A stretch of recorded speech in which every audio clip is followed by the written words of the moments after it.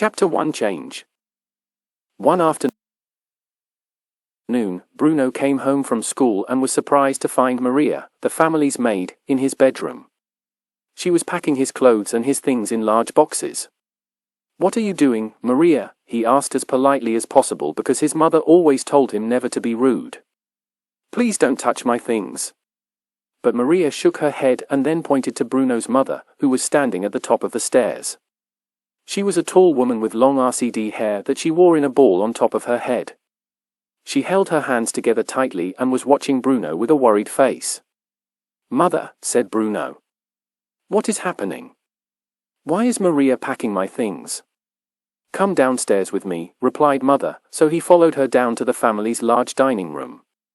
He looked around it and remembered that his parents and the Fury's friend Eva, were sitting here a week ago. His father was wearing his new uniform and he looked very proud. "Who is the Fury?" Bruno remembered quietly asking. His sister, Gretel, while they watched the four adults.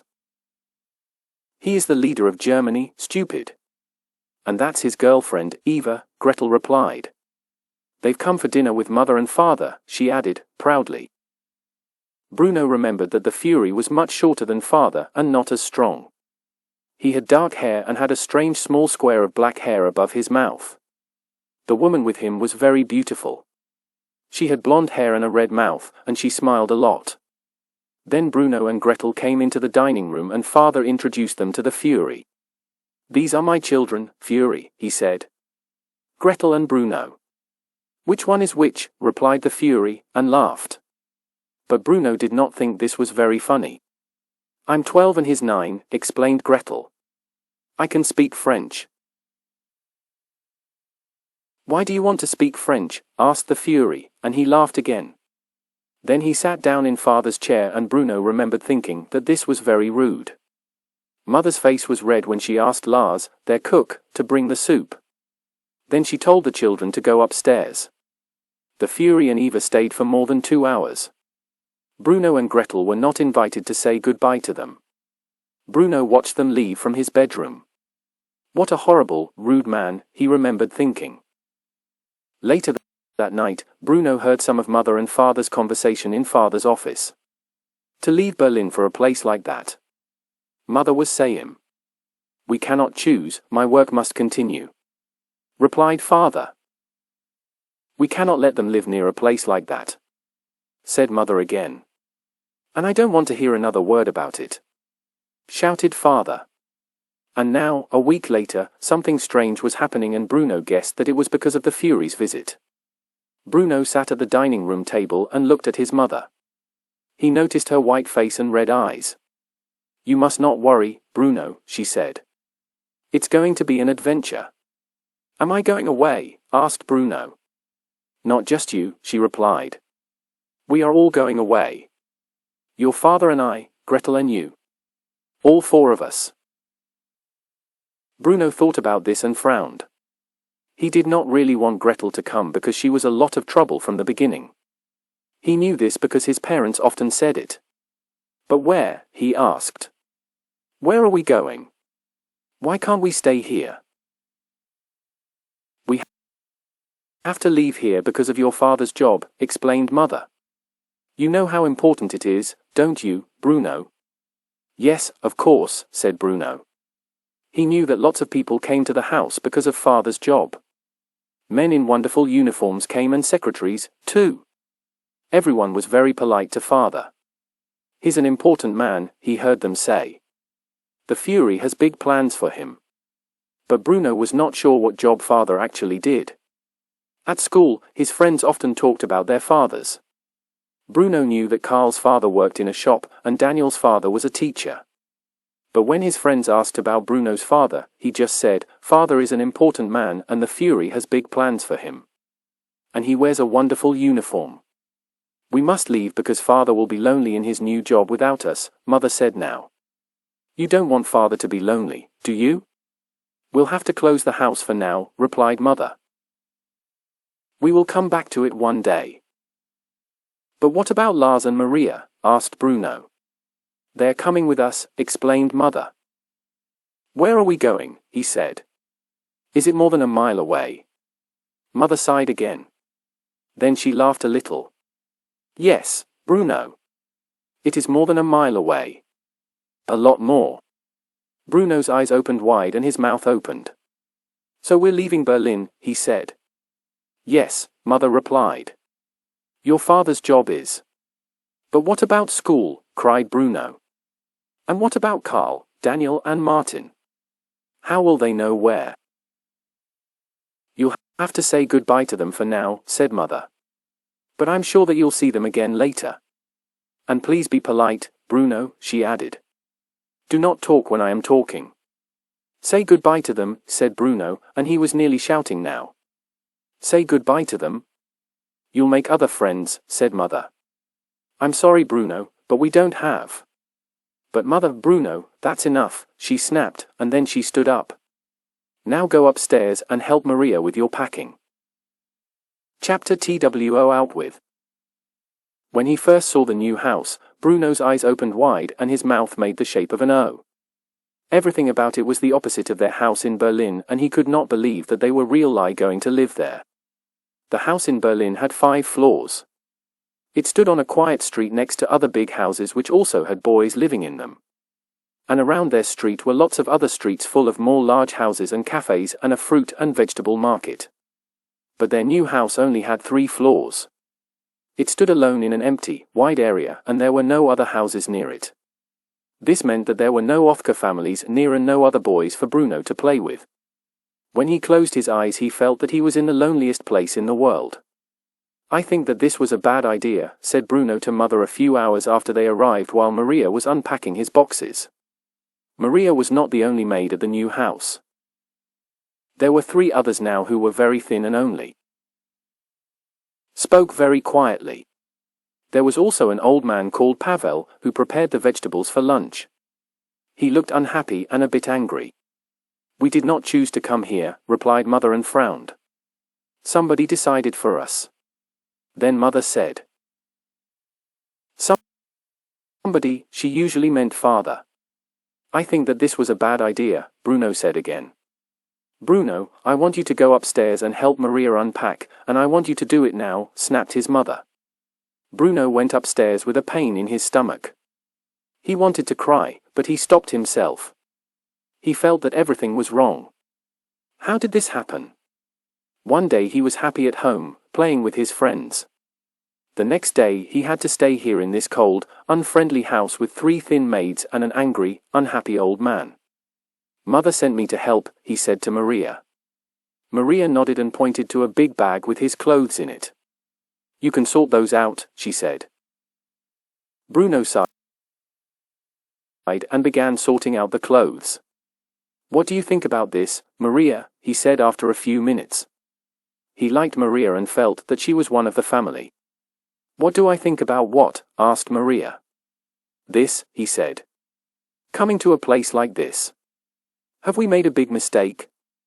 I can't answer that, said Maria. You know about your father's job.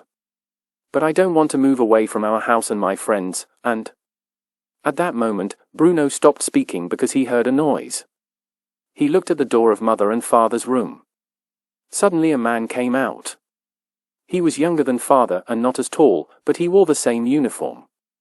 Under his cap, he had blonde hair, and he was carrying a box. When he saw Bruno, he looked the boy up and down, then frowned. Then he went downstairs. Who was that? Asked Bruno. One of your father's soldiers, replied Maria. I don't think that I like him, said Bruno. Then he added. I don't think that there's anyone to play with here, Maria. There's only Gretel, and she was a lot of trouble from the beginning. Bruno felt like crying again and turned towards the wall. He did not want to look like a baby in front of Maria. He looked around the room for something interesting, but there was nothing. Then he suddenly noticed something. In the corner of the room, opposite the door, there was a long, high window. Bruno moved over to it and looked out. Maybe he could see Berlin and his house from here? He put his face to the glass and his eyes opened wide and his mouth made an O again. He could see something that made him feel very cold and very unsafe. Bruno knew that Gretel was a lot of trouble from the beginning. His parents often said it because she did a lot of bad things.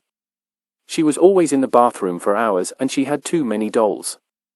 Bruno felt that her dolls watched him when he went into her room. Her friends were also not very nice and they often laughed at Bruno. So that was one good thing about leaving Berlin. Her friends did not come to the house anymore. This morning, Bruno ran into Gretel's room without knocking and saw her dolls sitting around the room. "What are you doing in here?" shouted Gretel. "You must knock first." "Did you really bring all your dolls here?" asked Bruno, without answering her question. He sat down on her bed. "Of course I did," replied Gretel. "We will be here for some time." "How long is some time?" asked Bruno. "Weeks? A month?" "I think weeks," said Gretel. "Maybe 3. "That's all right then," said Bruno. "I don't want to stay a month. I hate it here." Gretel looked at her little brother and nodded. "It's not very nice, is it?" "It's horrible," said Bruno. "Well, yes," agreed Gretel, "but the house can be made nicer. Then it won't be so bad. I heard that the last people who lived it out with left very quickly. They didn't have time to make the place nice for us." "Out with?" asked Bruno. "What's an out with?" "It's not an out with, Bruno," said Gretel. "It's just out with. It's the name of this house." "But what does it mean?" Bruno asked. "Out with?" "I don't know," said Gretel, and she picked up one of her dolls. "Now please get off my bed. You're making it untidy." Bruno jumped off the bed. "I miss Carl, Daniel and Martin," he said. "And I miss Hilda, Isabel and Louise," replied Gretel. "I don't think the other children look friendly," said Bruno, quietly. Gretel immediately put down the doll and turned to look at him. "What other children?" she asked. "I haven't seen any other children." Bruno looked around the room. There was a high window here, too, but Gretel's room was on the other side of the house from his. Bruno smiled and began to walk towards his own room. "What other children?" said Gretel again, following him. "Where are they?" Bruno entered his room and went to the window. He heard her come and stand behind him. "They're out there," he said, and pointed. Gretel slowly moved forward and looked out.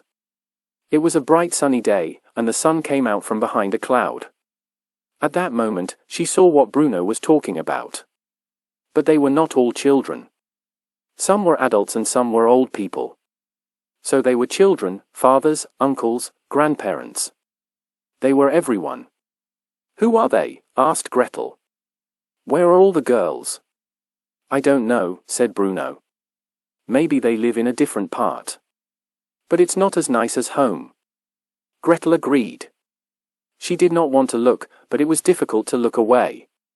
There was a nice garden under Bruno's window, which had flowers in it and a wooden seat. But after that everything changed. Then there was a huge wire fence which ran past the house and continued for many miles. The fence was very high, higher than their house. And it had lots of tall wooden posts. There was no grass on the other side of the fence, only mud, and then there were lots of narrow, wooden buildings. "You see," said Bruno. He was happy because Gretel could only see the people from his bedroom window and not hers. This meant that the people were his. "I don't understand," said Gretel. "What a horrible place. Who are all those people and what are they all doing there?" Everywhere they looked they could see people. Tall, old, short, young, and all moving around. Some were in groups, some were alone. There were soldiers behind the wire, too. Sometimes they followed the people, and the people began to run. Then the soldiers laughed. "I told you," said Bruno. "See, there are children here." "They're not children that I want to play with," said Gretel. "They look very dirty." "Maybe they can't have baths," replied Bruno.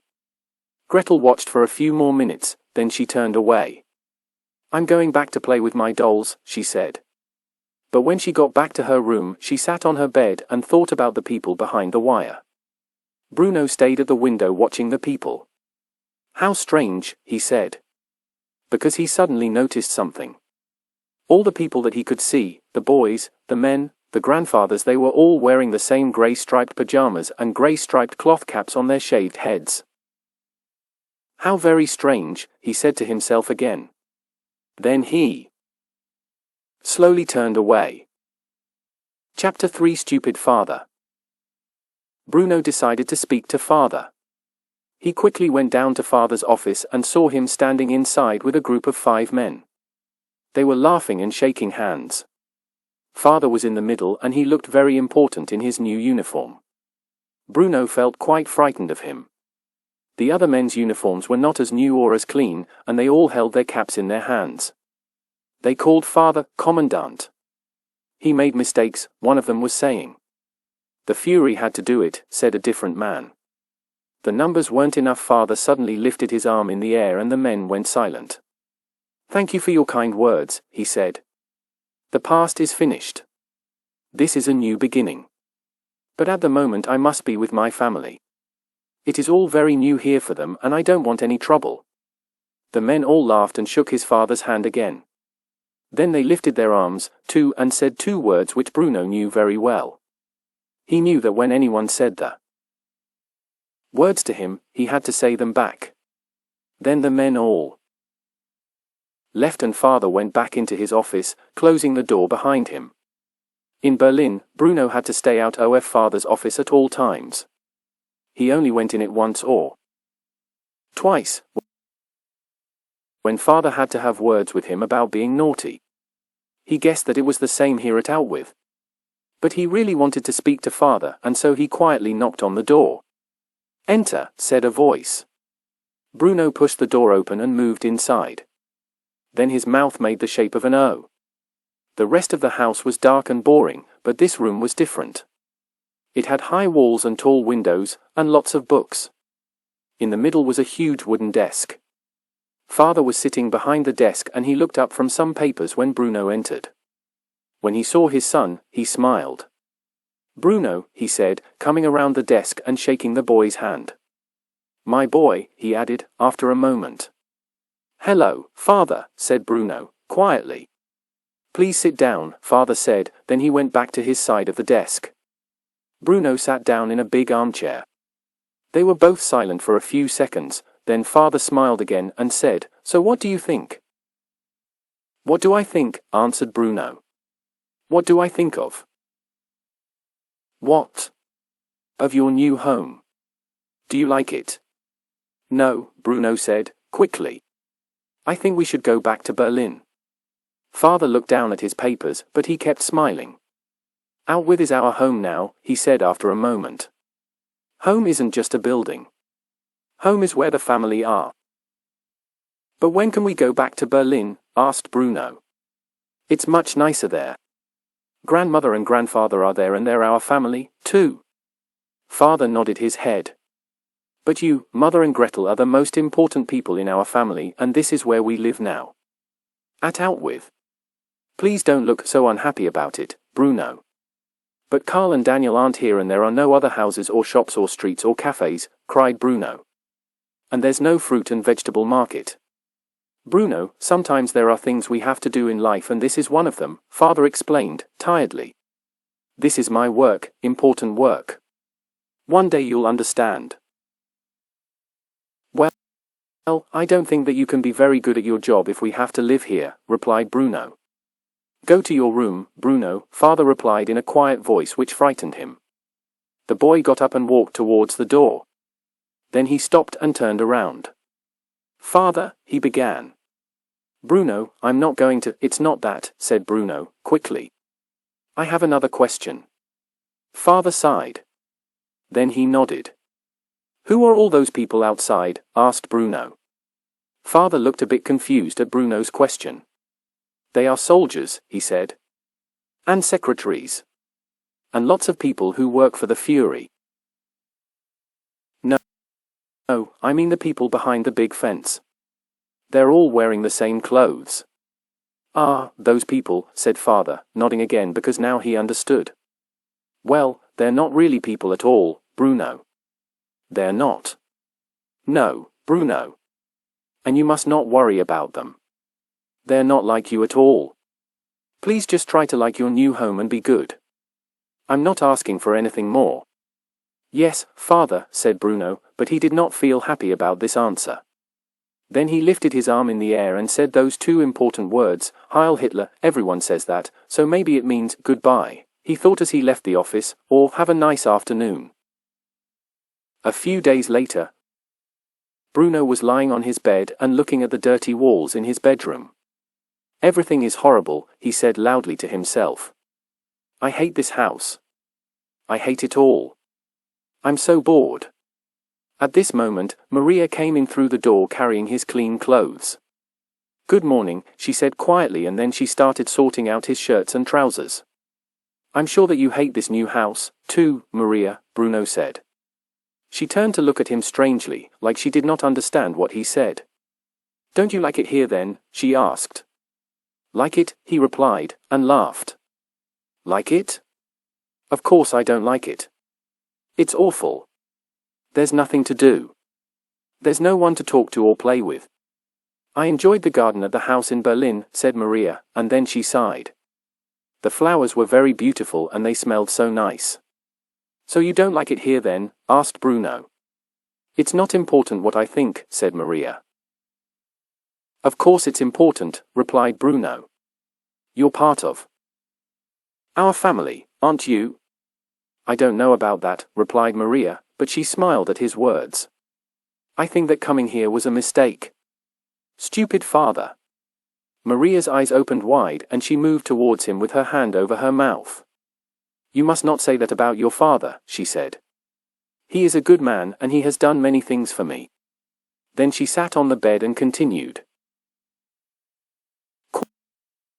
Quietly.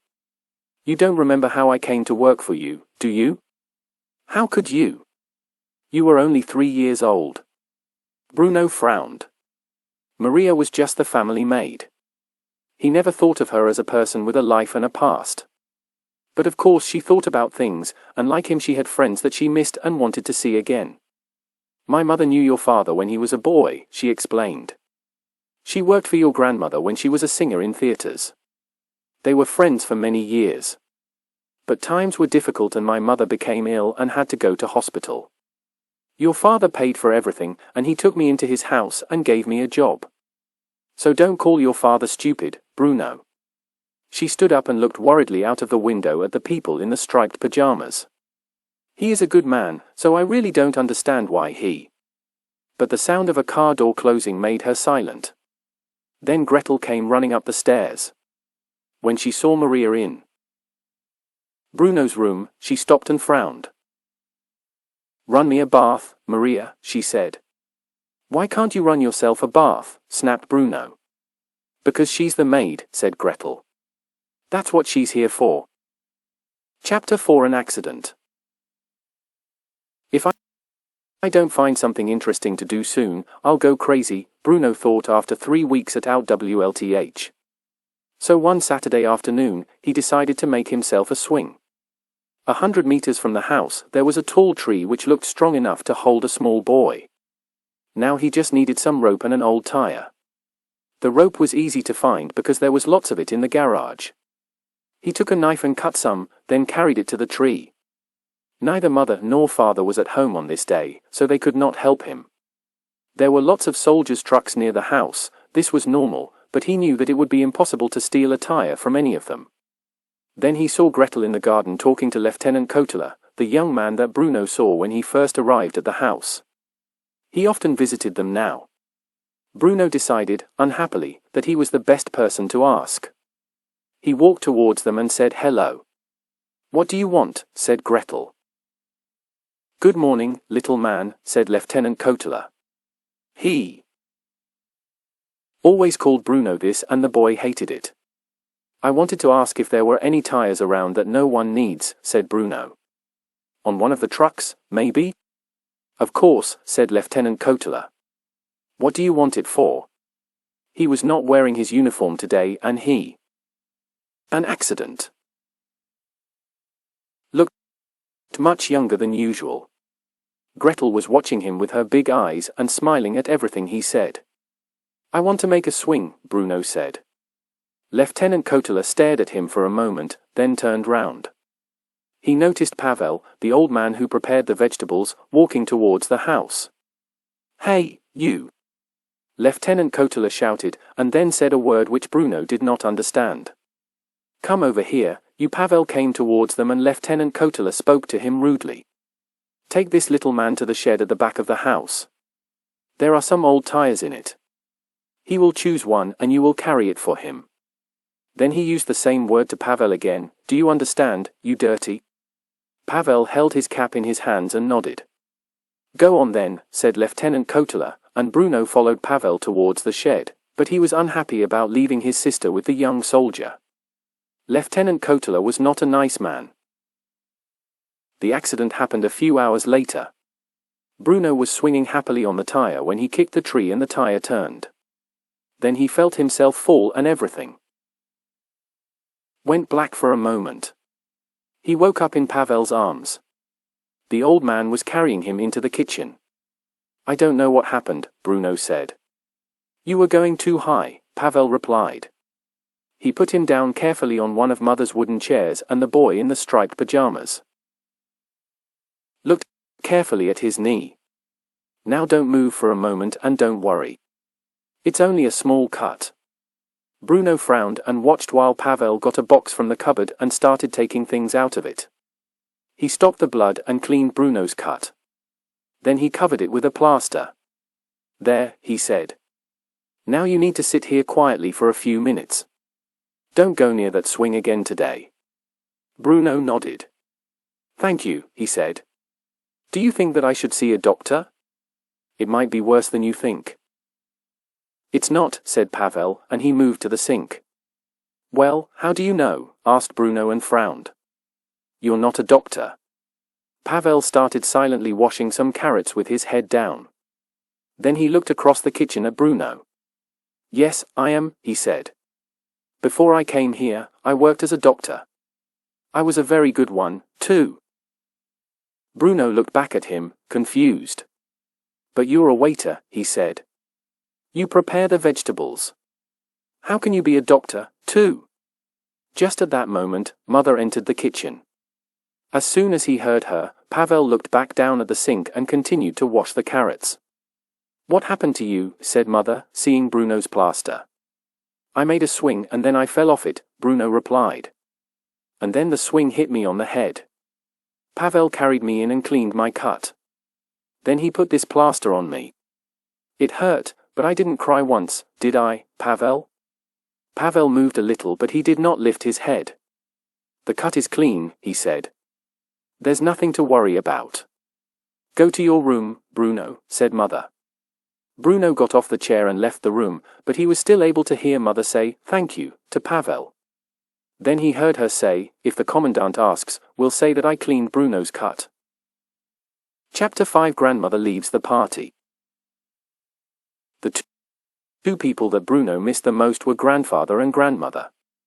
They lived together in a small flat near the fruit and vegetable market. Grandfather was 73, and he owned a restaurant in Berlin. He did not work there anymore, but he visited it every day. He liked sitting at the bar and talking to the customers. Grandmother could never be an old woman in Bruno's eyes. In the past, she sang at the theater. She was beautiful, and she had long red hair and green eyes like his mother's. When they had parties, grandmother always sang lots of songs. Bruno loved listening to her. And at Christmas, grandmother always brought strange clothes for him and Gretel to wear, and they all acted little plays together. The plays were usually lots of fun, but the last one went very wming and Bruno still remembered it. A week before it happened, the Fury came for that dinner with Eva, and father started wearing his new uniform. Grandfather was proud of his son when he saw the uniform, but grandmother was very angry. When Bruno and Gretel finished their play, grandmother sat down and looked sadly at father. "What did I do wrong with you, Ralph?" she said. "You think that uniform makes you special and you don't care what it means." This is a party, mother," said father. "And it's Christmas. Please don't talk about this now. I'm happy and proud to see him wearing it, said grandfather. He's helping to make his country better again after so many bad things were done to it. Oh, please listen to yourselves, cried grandmother. Which one of you is the most stupid? But Natalie, said mother, don't you think that Ralph looks handsome? Handsome, shouted grandmother. Handsome, did you say? Do you think that is the most important thing? You stupid girl. Go upstairs, children, said mother, quickly. Go to your rooms. Bruno and Gretel got up and slowly walked up the stairs. A few minutes later, Bruno heard grandmother shouting in the hall. When I look at that uniform, I want to pull my eyes out of my head, she cried. Then she shut the door hard behind her.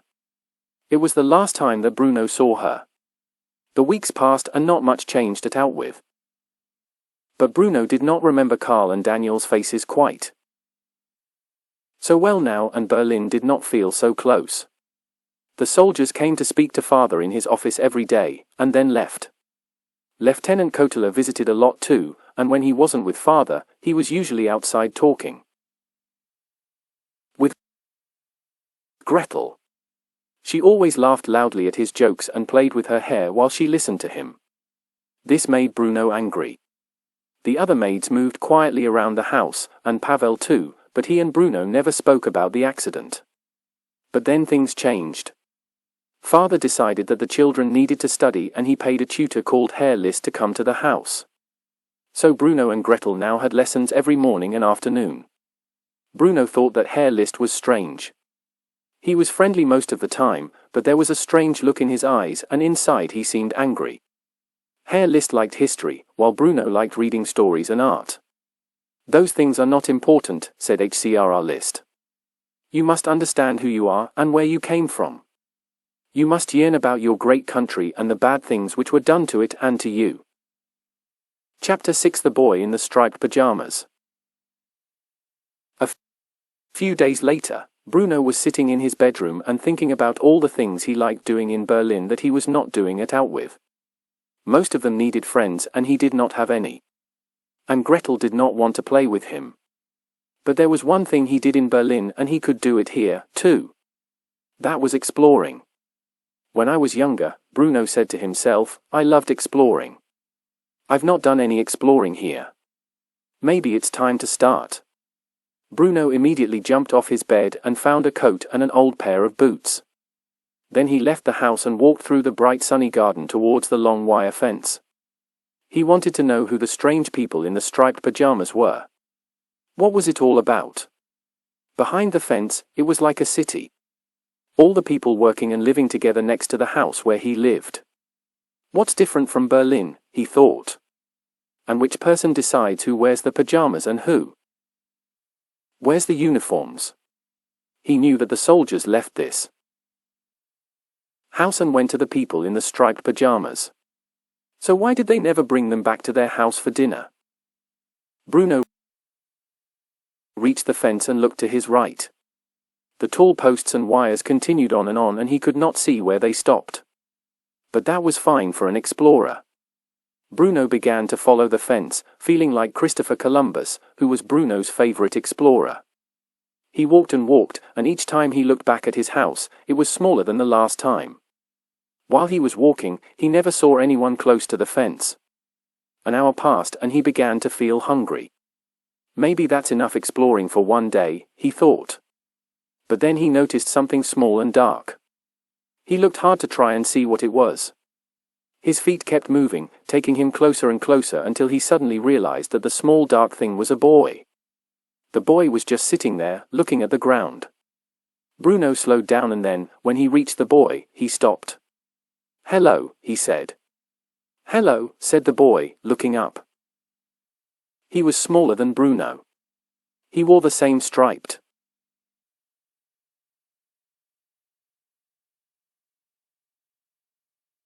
pyjamas as all the other people on that side of the fence, and he had a cloth cap on his head.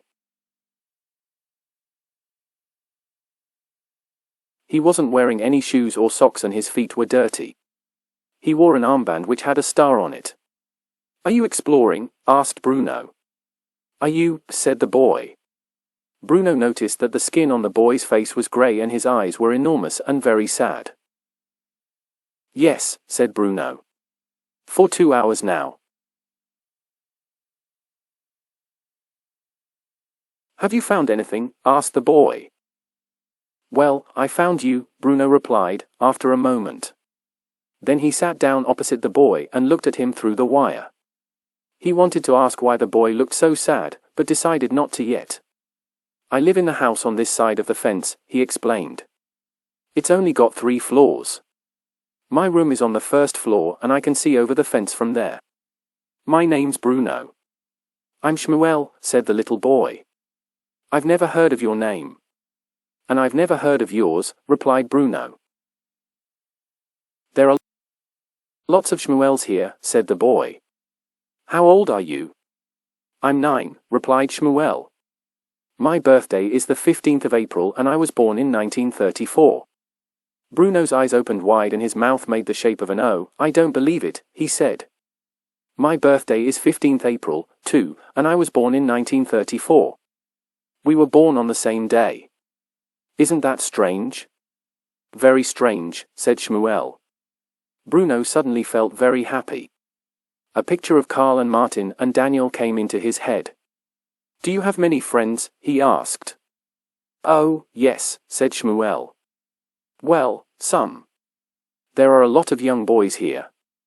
We fight a lot of the time, though. That's why I come here. To be alone." "It's not fair," said Bruno. "Why am I on this side of the fence where there's no one to play with and you've got lots of friends that you can play with? I must speak to father about it." "Where did you come from?" asked Shmuel. "Berlin," Bruno replied. "It's in Germany. Don't you come from Germany?" "No, I'm from Poland," said Shmuel. "But I speak German because mother teaches it in school. She teaches French and Italian, too." "Poland," said Bruno, slowly. "That's not as good as Germany, is it?" Shmuel frowned. "Why isn't it?" he asked.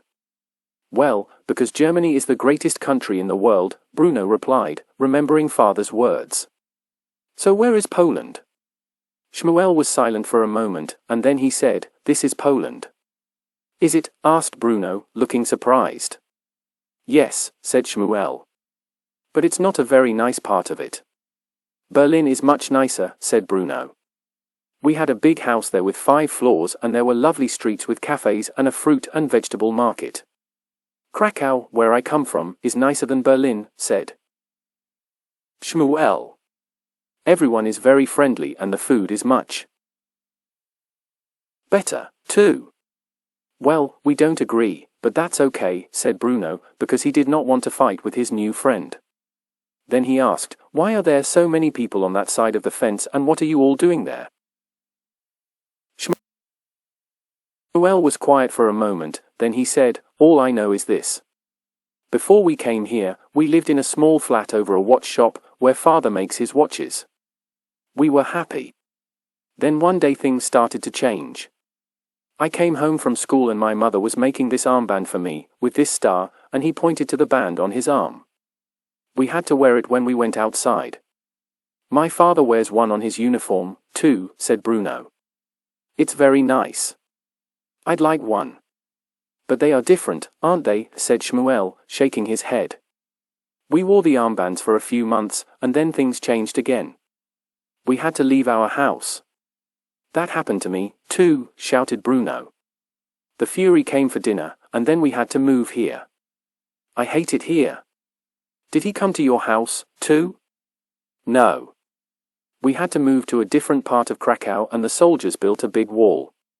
We all had to live in one room with another family. There were 11 of us and the mother. And father kept fighting." "Gretel likes fighting," started Bruno. We lived there for some months," continued Shmuel, who did not seem interested in Gretel. "Then one day the soldiers came with huge trucks. Lots of people didn't want to leave. They ran away or hid under the floors.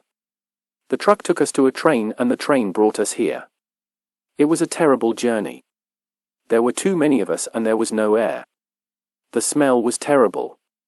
When the train stopped, we got out and had to walk here. We had a car, said Bruno. Then Mother was taken away from us, said Shmuel, and Father and I were put in those long buildings. Shmuel looked very sad when he finished this last sentence, but Bruno did not know why. It did not seem that terrible. Nearly the same thing happened to him. You don't have any food, do you? Asked Shmuel. I'm sorry, said Bruno. I wanted to bring some chocolate, but I forgot. Chocolate, said Shmuel, very slowly. Bruno suddenly stood up. I should go back, he said. Maybe you could come to dinner with us one evening? Maybe, said Shmuel. Or I could come to you. I could come and meet your friends. You're on the wrong side of the fence, said Shmuel. I could get under it, replied Bruno. There's a bit of wire that's broken here, and he lifted up the wire from the ground. It made a hole that a small boy could easily get through. Shmuel stood up and started to move away. I have to go back, he said. I'll come back tomorrow, shouted Bruno, but Shmuel said nothing. Then he turned and started to run back to the buildings. Bruno started walking home. As he walked, he decided not to tell anyone about his new friend. They might not like Bruno coming here. No, he would make it his secret well, his and Shmuel's. Chapter 7 Lieutenant Kotler comes to dinner. Week after week followed, and Bruno slowly understood that they were not going back to Berlin. He had to forget about playing with his friends. It slowly became harder to remember Carl and Daniel, and the cafes and fruit and vegetable market. But life was not so bad at Outwith because now he had a new friend to talk to. Every afternoon, after his classes, he took some bread from the kitchen and hid it under his coat. Then he walked along the fence and talked to Shmuel until it was time to come home. I'm sorry I'm late, he said one afternoon when he found Shmuel sitting on the ground waiting for him. I was talking to Maria. Who's Maria? Asked Shmuel. She's our maid. She's very nice, though Father says she's paid too much. But one was talking to her about Pavel. He's a waiter and he prepares our vegetables. I think that he lives on your side of the fence. On my side? Asked Shmuel. Yes, said Bruno. Do you know him? He's very old and wears a white jacket when he brings us dinner. He's from Poland, too, like you. You've probably seen him. No, said Shmuel, shaking his head. There are a lot of people on this side of the fence. There are thousands of us and most are from Poland. Well, I thought you might know him, Bruno continued. He was a doctor before he came here.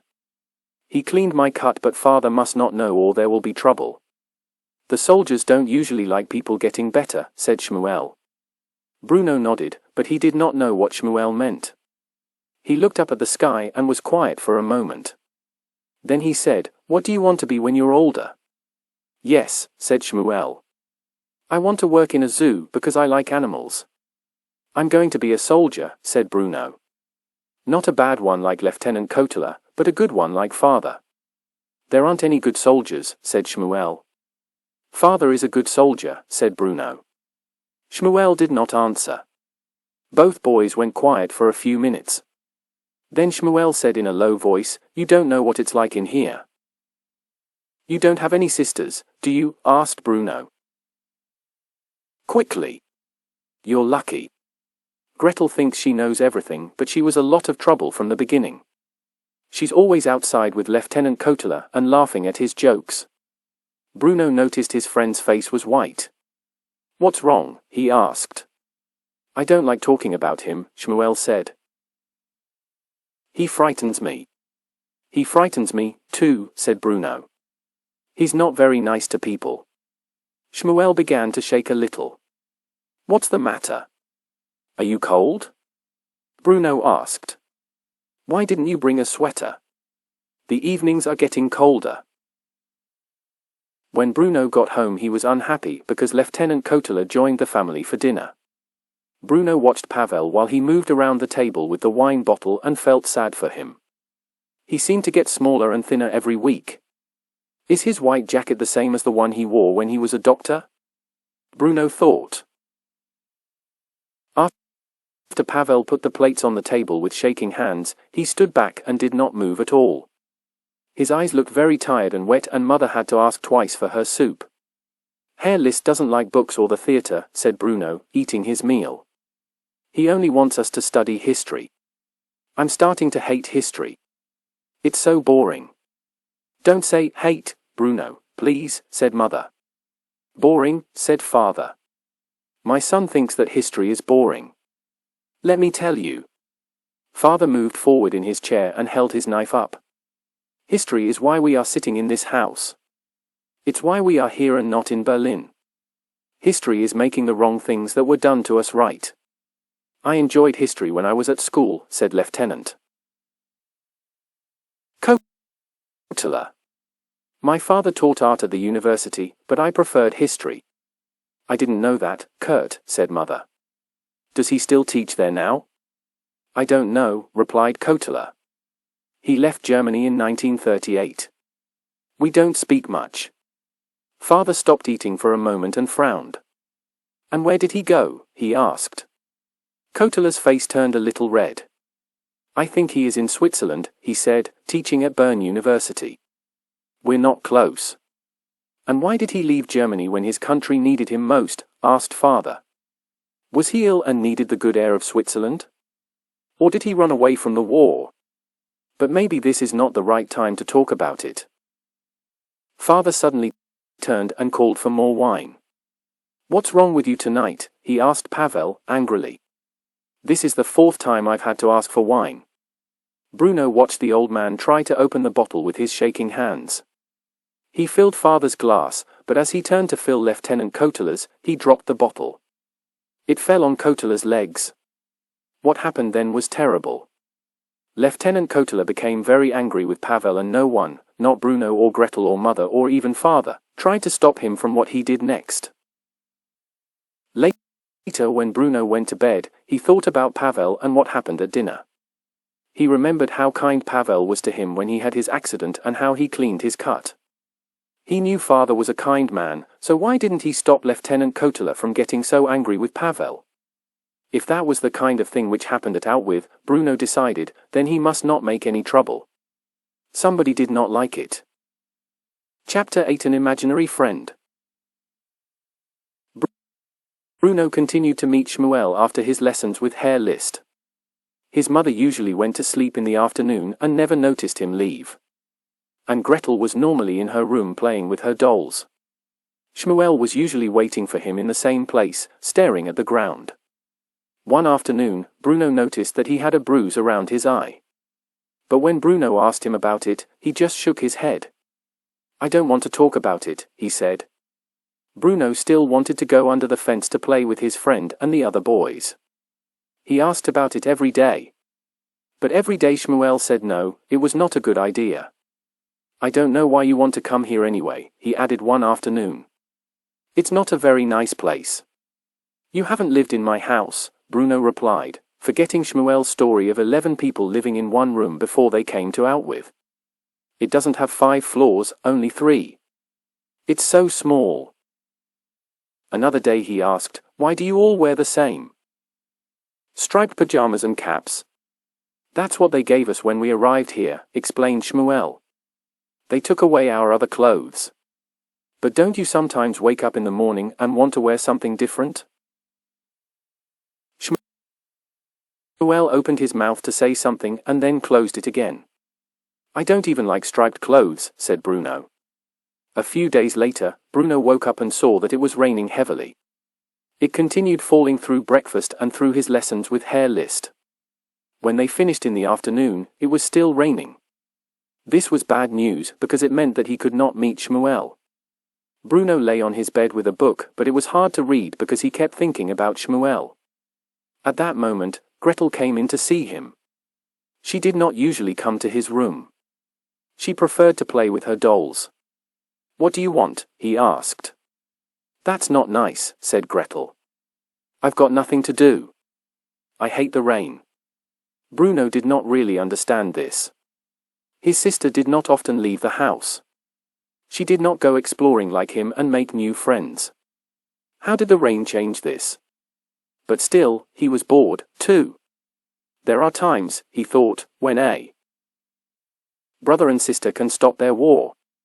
And this is one of those times. I hate the rain, too, he said. I should be with Shmuel now. He will think that I've forgotten him. The words came out before he could stop them. He suddenly felt very angry with himself. You should be with who? Asked Gretel. I'm sorry, said Bruno, slowly. I didn't hear you. Who are you talking about? Are you crazy? He asked. What did you say, Bruno? Said Gretel in a low voice, and she lifted a hand and pointed a finger at him. Bruno thought for a moment. He and his sister were both children, and she did not have friends either. Only her dolls. Maybe she was lonely at out with, too. But Shmuel was his friend and he did not want to share him. He could only do one thing, he had to lie. I do have a new friend, he began, slowly. I go and see him every day, and he is waiting for me now. But you can't tell anyone about him. Why not? Because he's not real. He's an imaginary friend, said Bruno. We play together every day. Gretel opened her mouth and then started to laugh. An imaginary friend, she said. Aren't you a bit old for one of those? Bruno looked at the ground and tried to look like he was feeling stupid. He wanted his face to go red like Lieutenant Kotler's face at dinner when he spoke about his father in Switzerland. An imaginary friend, Gretel said again. Really, Bruno? So what do you and your imaginary friend do together? Bruno smiled then because he knew that she believed him. Then he thought about it and he decided that he really did want to talk about Shmuel. We talk about everything, he said. I tell him about our home in Berlin and he tells me about his family and his father's watch shop and his old friends. But he doesn't have friends now because they were taken away. He doesn't sound much fun, said Gretel, and laughed. He hasn't seen his grandfather for a few days and he's very worried about him. His father keeps crying and holding him very hard.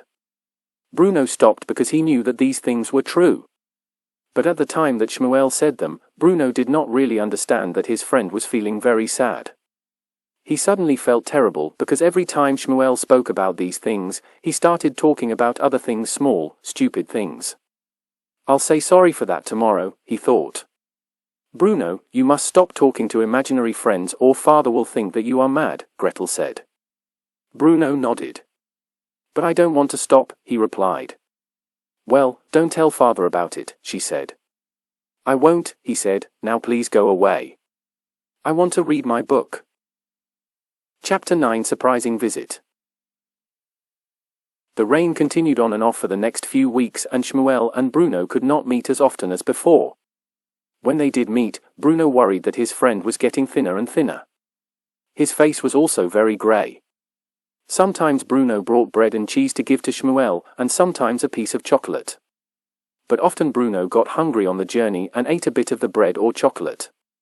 Then he wanted to eat more and more, until there was none left. It was father's birthday soon and mother was planning a party. She invited lots of the soldiers at out with and worked hard to prepare for it. Bruno noticed that Lieutenant Kotler was always with her when she made her plans. On the morning before the party, Bruno was reading in his room when he heard Lieutenant Kotler arrive at the house and speak to someone. A few minutes later, Bruno heard his mother talking about the party. He picked up his book Treasure Island and went downstairs. At the same time, Lieutenant Kotler came out of the kitchen. Hello, little man, the soldier said, with an unkind look in his eyes. Where are you going? Hello, said Bruno, frowning. Then he pointed at the living room. I'm going in there to read my book. Lieutenant Kotler quickly took the book from Bruno's hands and started to look through it. So what's it about? He asked. Well, there's an island, replied Bruno, slowly. Yes, I guessed that, said Kotler. Then he held the book high and Bruno jumped, but could not reach it. At that moment Mother came through the kitchen door. "Kurt, my love, you're still here," she said. "I have some free time now if—" "Oh, Bruno, what are you doing here?" "I'm going to the living room to read my book." "Or I'm trying to," replied Bruno, taking his book back from Lieutenant Kotler. "Well, go in the kitchen for now," she said. "I need to speak with Lieutenant Kotler." And then they both moved into the living room and closed the door. Bruno walked into the kitchen, feeling very angry, and suddenly he got the biggest surprise of his life. There at the table was Shmuel. Bruno could not believe it. "Shmuel," he said. "What are you doing here?" "Lieutenant Kotler brought me. I have to clean the glasses," he said. And when Bruno looked down, he saw 64 small glasses. Next to them was a bowl of hot water and a cloth. "They needed someone with small fingers," Shmuel added, and he held out a very thin hand. Bruno held out his, too, and saw for the first time how thin Shmuel's hand was next to his. "How different our hands are," said Bruno. "My hand was like yours before," said Shmuel. "I don't know how it changed." Bruno did not want to look at Shmuel's hand anymore, so he went to the fridge and opened it. He was pleased to see some cold chicken in it. He took a knife and cut himself some large pieces, then he turned back to his friend. "Are you hungry?" he asked. "You don't have to ask that question," replied Shmuel. "I'll cut some for you." "No, if Lieutenant Kotler comes back," said Shmuel, shaking his head and looking towards the door. "I'm only here to clean the glasses." "It's only food," said Bruno, putting the chicken in his hand. "Just eat it." The boy looked at the door for a moment, then quickly pushed the food into his mouth with frightened eyes. At that moment, Lieutenant Kotler appeared through the kitchen door and stopped when he saw the two boys talking. Shmuel quickly reached for another glass and began cleaning it. "What are you doing?" shouted Lieutenant Kotler. "I brought you here to clean the glasses, not talk." "I'm sorry, sir." "Have you got food in your mouth?" asked Lieutenant Kotler. Shmuel shook his head. "You have got food in your mouth," shouted Lieutenant Kotler. "Did you steal something from that fridge?" No, sir. "He gave it to me," said Shmuel, trying not to cry. He looked at Bruno. "He's my friend." Began Lieutenant Kotler, looking confused. "What do you mean, he's your friend?" Then he also turned to look at Bruno. He was silent for a moment. Then he said, "Do you know this boy, Bruno?" Bruno's mouth opened and he tried to remember how to say yes. He could see that Shmuel was very frightened and he wanted to make things better. But he could not because he was very frightened, too. "He was here when I came in," said Bruno. "He was cleaning glasses." "I didn't ask you that," replied Lieutenant Kotler, and now his voice was very angry. "Have you seen this boy before? Have you talked to him? Why does he say that he's your friend?" "I've never spoken to him," said Bruno, quickly. "I've never seen him in my life. I don't know him." Lieutenant Kotler nodded slowly and seemed happy with this answer. He turned back to Shmuel, who was looking at the floor. "You will finish cleaning all these glasses," said Lieutenant Kotler in a low voice. "After that I will come to get you and take you back. Then we will talk about what happens to boys who steal. Do you understand me?" Shmuel nodded and he picked up another glass with shaking hands. Lieutenant Kotler turned to Bruno. "Come on, little man," he said, putting an unfriendly arm around his shoulders. Then Bruno heard the same bad word that Kotler used before with Pavel. "You go to the living room and finish your book. Leave this little to finish his work." Chapter 10 Hair Lice. Every afternoon after that day, Bruno went back to his and Shmuel's place at the fence, but his friend was not there. He began to think that what he said was too terrible and that Shmuel could not forgive him. But on the 7th day, he saw his friend sitting there, waiting for him. "Shmuel," he said, running to him and sitting down. "Shmuel, I'm so sorry. I don't know why I said it. Please forgive me. It's all right, said Shmuel, looking up at him. Then Bruno saw the terrible bruises on his face. What happened to you? He said. Did you fall off your bike? That happened to me back in Berlin 2 years ago. Does it hurt? I can't feel it anymore, said Shmuel. I'm sorry about last week, said Bruno. I hate Lieutenant Kotler. I can't believe that I didn't tell him the truth. I'm so sorry. When he heard that, Shmuel smiled and Bruno knew that he was forgiven. Then Shmuel lifted the wire and took Bruno's hand. The two boys smiled because they were touching for the first time. It was now nearly a year since the family came to Outwith. Bruno did not think about Berlin and his friends there very much now. But then grandmother died and the family had to go home. Those 2 days were very sad. Bruno knew that this was the end of grandmother's songs and plays at Christmas. Bruno was almost happy when they came back to Outwith. The house felt like his home now. He did not feel so angry about the 3 floors and the soldiers who came and went all day. Mother and father seemed happier now and mother did not go and sleep every afternoon. And best of all, Lieutenant Kotler was not at Outwith and no one called him little man now. Kotler left suddenly after a lot of shouting one night between mother and father. Gretel was very sad, of course. But the very best thing in his life was Shmuel. He enjoyed walking along the fence every afternoon to see him. His friend also seemed happier. His face was not so grey, but he was still very thin. Bruno still talked about wanting to play with Shmuel, or going exploring with him. Maybe one day we will, replied Shmuel. If I can ever leave here. Bruno started thinking more and more about the wire fence and the strange wooden buildings. He thought about talking to mother or father about them, but he did not want them to get angry. So he decided to ask Gretel. He found her in her bedroom and noticed that the dolls were not there. After Lieutenant Kotler left, she decided that she did not like them anymore. Now she had maps of Europe on the walls and newspapers next to her bed. What do you want? She snapped. I want to ask you something. Well, be quick. It's about Outwith, he began. Bruno, it's not called Outwith, she replied. And then she told him how to say its real name. Well, I want to know about the fence, he said. Why is it there? Gretel turned round in her chair and looked at him. You really don't know, she asked. No, he replied. I don't understand why we can't go to the other side. Why can't we play with the children there? Gretel looked at him for a moment, and then she began to laugh. Bruno, she said, the fence isn't there to stop us going to them. It's there to stop them coming to us. But why? Asked Bruno. Because they cannot mix with us. They must stay together with other Jews. Jews, said Bruno. He liked the word. So the people behind the fence are Jews? That's right. Are we Jews? Gretel's mouth opened wide. No, Bruno, she said. We are not. Then what are we? We are the opposite, she answered, quickly.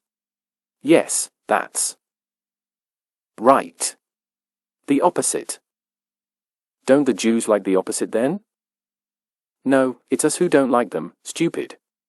But as she was saying it, she was discovering something strange in her hair. Well, can't someone just get us together and... But Bruno was stopped by a loud scream which brought their mother running to the bedroom. Gretel lifted her finger and showed mother a very small egg. It was in my hair, she said. Oh, I don't believe it, said mother. But something like this had to happen in this dirty place. Both Bruno and Gretel had lice in their hair. Gretel used some special lice shampoo on her hair which smelled horrible. Bruno used the shampoo, too, but then father decided it was easiest to shave his hair off. Later Bruno looked at himself in a mirror and felt ill. His face looked strange and ugly, but he also looked like Shmuel. Did the people on the other side of the fence have lice, too, he thought. Is that why their heads are shaved? When he looked at his friend the next day, Shmuel laughed at him. I look just like you now, said Bruno, sadly. Only fatter, replied Shmuel. Chapter 11. Leaving out with. During the next few weeks, Mother became more and more unhappy. Bruno thought he understood why. She had no one to talk to after Lieutenant Kotler left. She needed a friend like Shmuel. One day when Bruno was passing Father's office, he heard his parents talking. "It's horrible," Mother was saying. "Really horrible. I don't want to be here anymore." "We have to be here," said Father. "This is my work."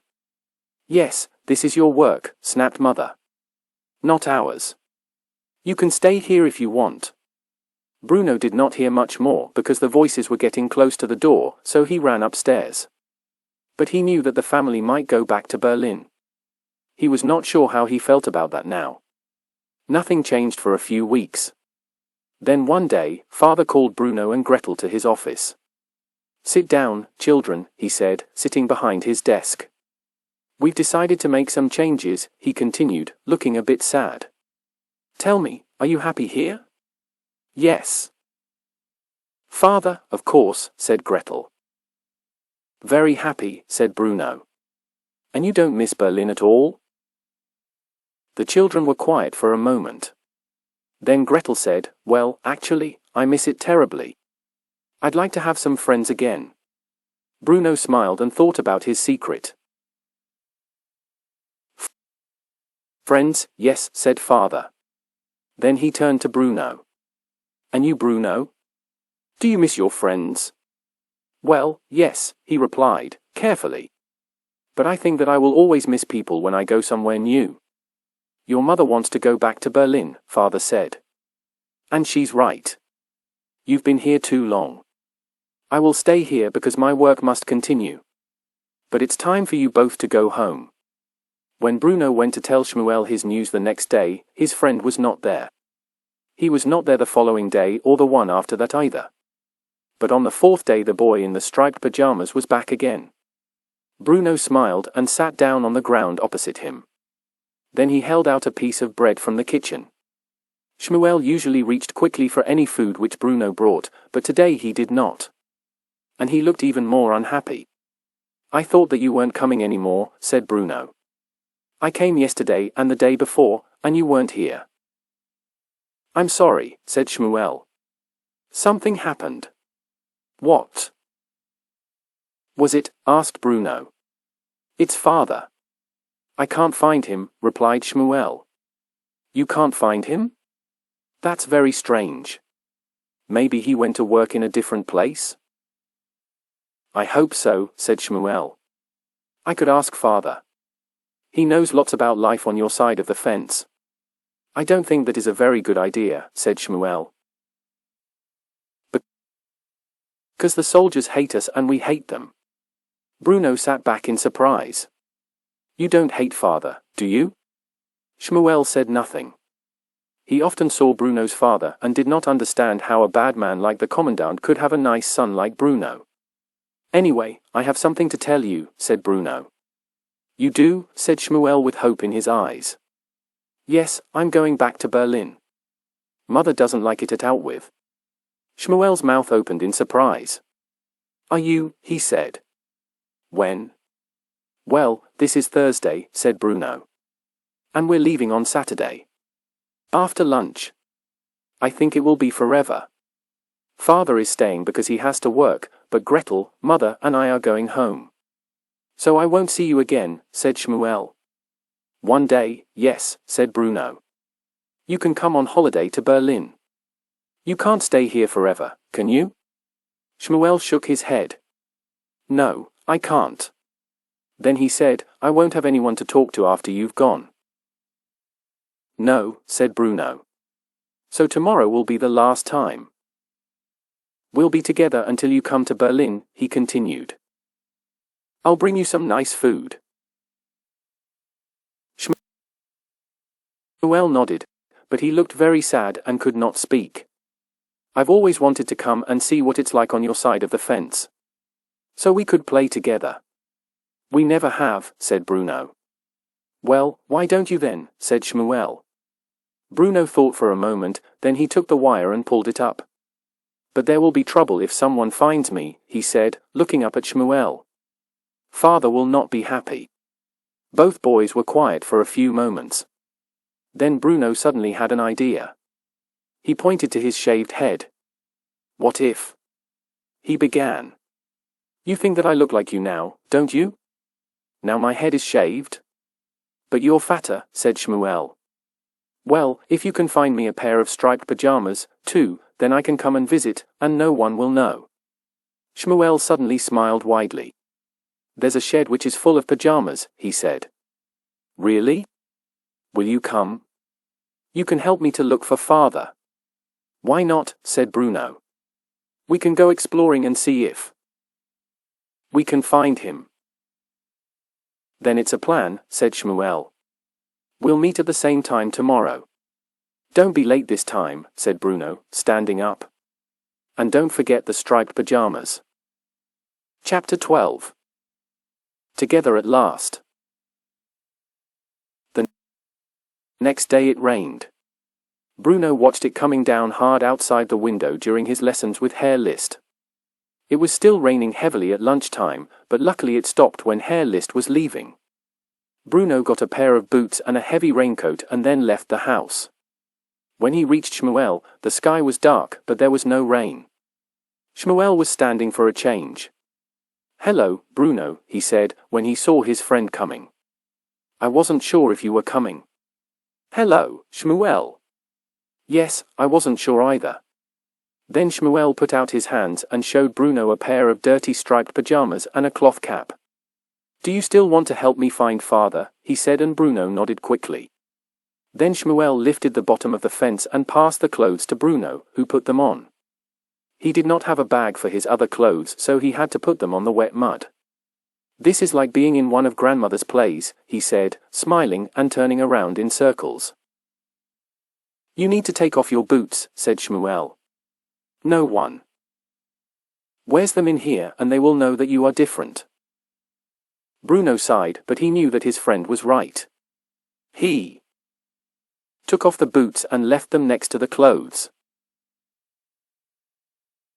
At first it felt horrible putting his feet in the mud, but then he started to enjoy it. Then Shmuel lifted the fence and Bruno lay down and pushed himself under it. When he stood up on the other side, he had mud all over his pajamas, and it felt wonderful. The boys both smiled. Bruno wanted to put his arms around Shmuel, but something stopped him. Shmuel felt the same. He wanted to thank Bruno for coming to see him and bringing him food. And for helping him to look for father. Together they started walking towards the long buildings. It did not take long to reach them. Bruno's eyes opened wide in surprise at what he saw around him. He always imagined lots of happy families. He imagined mothers who sat outside in the evenings and told stories to their children. He imagined the children playing games and a shop or cafe and maybe even a fruit and vegetable market. But the truth was very different. No one was sitting outside the buildings telling stories, and the children were not playing. There were only crowds of people standing or sitting together in striped pajamas, looking at the ground. They were all very thin and they all looked very, very sad. In one corner, Bruno could see 3 soldiers. They were watching about 20 men in striped pajamas. They were shouting at them and some of the men kept falling down with their heads in their arms. In another corner, he could see more soldiers standing with guns under their arms and laughing. They kept pointing the guns at different people. I don't think that I like it here, said Bruno. I don't like it either, said Shmuel. I think that I should go home. Shmuel stopped walking and looked at him. But you promised to help me find father, he said. Bruno thought about it. I did promise you, you're right, he said. Let's keep looking. The 2 boys walked around the buildings. They did not know what they were looking for, but Bruno was happy to be exploring. But they did not find Shmuel's father, and soon the sky began to turn very dark. I think it might rain again, said Bruno. I should go home. I'm sorry, we haven't found him. Shmuel nodded his head sadly. He was not really surprised because he did not expect to find his father. He opened his mouth to answer, but at that moment one of the soldiers shouted. Then 10 soldiers came to the area of the camp where Bruno and Shmuel were standing. "What's happening?" said Bruno. "It happens sometimes," replied Shmuel. "They make people go on marches." "Marches?" said Bruno, frowning. "I can't go on a march. I have to get home. We have chicken for dinner tonight." "Be quiet," said Shmuel. "Don't say anything or they will get angry." Bruno was happy that all the people in the striped pajamas were standing together now and he and Shmuel were in the middle. The soldiers could not see them. But Bruno did not understand why everyone looked so frightened. He wanted to tell them that everything was fine, that father was the commandant. If he wanted them to go on marches, then it had to be all right. There was another shout and then everyone began to march slowly with Bruno and Shmuel still in the middle. "Do the marches last for a long time?" Bruno whispered to Shmuel, because he was feeling quite hungry now. "I don't think so," replied Shmuel. "I never see the people after the marches. But I don't think they do." Bruno looked up at the black sky. It was beginning to rain heavily again. He could feel the wet mud on his body and his pajamas were now very wet. He wanted very much to be back in his house watching from his bedroom window. "That's enough," he said to Shmuel. "I'm going home." But as he said this, he felt steps under his feet, and suddenly the group of people were marching down into a long room with no windows. It was very warm and dry. "Well, that's good," he said, happy to be out of the rain. "I expect we'll wait here until the rain stops and then I'll go home. I'm sorry we didn't find your father." "It's all right," said Shmuel. "And I'm sorry we didn't play, but we will when you come to Berlin. And you can meet what were their names?" But he could not remember any of his friends' names or their faces. Then he did something surprising. He reached down and held Shmuel's hand. "You're my best friend, Shmuel," he said. "My best friend for life." But Bruno did not hear what Shmuel replied because at that moment there were loud shouts as the door to the room was closed. Maybe it's to stop the rain from coming in, Bruno thought. Then everything went dark. Bruno kept holding Shmuel's hand and even when everyone began to scream, he knew that he must never stop holding it. No one saw Bruno again after that. They looked around the house and went to the village with pictures of the little boy, but no one knew where he was. A few days later, one of the soldiers found his clothes and boots by the fence, and went to get the commandant. Bruno's father looked around the area and along the fence, but he did not find his son. Mother did not go back to Berlin immediately. She stayed it out with for 3 months waiting for news of Bruno. Then one day she suddenly thought, maybe he went back to Berlin? She took Gretel and quickly went back to the city. Was not there, of course. Gretel threw away her maps and newspapers and stayed in her room and cried. She was not sad because she left her dolls at Outwith, but because she missed Bruno so much. Father stayed at Outwith for another year, but the other soldiers stopped liking him because he shouted a lot and was always angry. He went to bed every night thinking about Bruno and woke up thinking about him. One day he had an idea about what happened to his son. He went back to the place where the clothes were found the year before. Then he noticed the broken wire and lifted it, and saw that there was a hole big enough for a boy to get through. He looked at the long wooden buildings and then imagined Bruno's journey towards them. Suddenly his legs did not seem to be working, and then he was sitting on the ground. A few months after that, some other soldiers came to Outwith and father had to leave with them. He went silently, because he did not care what they did to him. And that is the end of the story about Bruno and his family. Of course, this was a long time ago and nothing like this could ever happen again, could it?